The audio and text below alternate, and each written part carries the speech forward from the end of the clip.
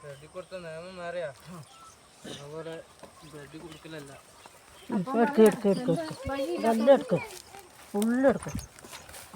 നമസ്കാരം. നിങ്ങൾ ഈ കണ്ട ദൃശ്യങ്ങൾ കേരളത്തിലാണ്, വയനാട്ടിലാണ്. ആദിവാസി പട്ടികജാതി പട്ടികവർഗ വകുപ്പ് മന്ത്രിയുടെ സ്വന്തം മണ്ഡലത്തിലാണ്, തിരുനെല്ലിയിലാണ്. തിരുനെല്ലി പനവല്ലി മാപ്പിളക്കുല്ലി ഉന്നതിയിലെ ആദിവാസികൾ, അവർക്ക് ഒരു രോഗം വന്നാൽ അവിടുത്തെ ആളുകളെ പുറലോകത്തെത്തിക്കുന്ന ഒരു കരളയിപ്പിക്കുന്ന കാഴ്ചയാണ് ഈ കാണുന്നത്. ഗതാഗത സൗകര്യമില്ലാത്തതിനാൽ തന്നെ കാൽനടയായി രോഗികളെ പുറത്തേക്ക് അർബാന പോലുള്ള ഉന്തുവണ്ടിയിൽ വലിച്ചു കൊണ്ടുവരുന്ന വളരെ ദയനീയമായ കാഴ്ച തന്നെയാണ് നിങ്ങൾ കണ്ടത്. കാലങ്ങളായി ഇവിടുത്തെ കുടുംബങ്ങൾ അനുഭവിക്കുന്ന ഒരു ദുരവസ്ഥയാണ്.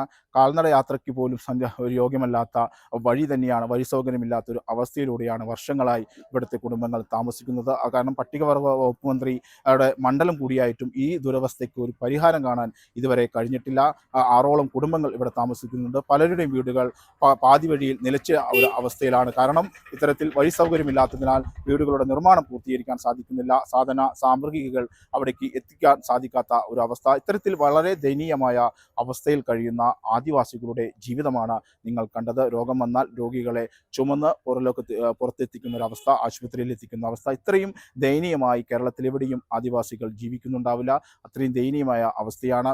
ഒരു വകുപ്പിന് തന്നെ ഒരു മന്ത്രി ഉണ്ടായിട്ടും അദ്ദേഹത്തിൻ്റെ മണ്ഡലത്തിലെ ആദിവാസികൾ അനുഭവിക്കുന്ന ദുരവസ്ഥയാണ് നിങ്ങൾ ഈ കണ്ടത്. ഏവരുടെയും കരളിലേൽപ്പിക്കുന്ന ഈ രംഗം തന്നെയാണ് കേരളത്തിൻ്റെ ഏറ്റവും വികസനം എന്ന് പറയുമ്പോഴും ആദിവാസി മേഖലയിൽ ഇത്തരത്തിൽ ഒരു തരത്തിലും വികസനം എത്തിയിട്ടില്ല എന്നതിൻ്റെ ഉത്തമ ഉദാഹരണമാണ്, തെളിവാണ് ഈ കാണുന്ന ഈ ദൃശ്യങ്ങൾ.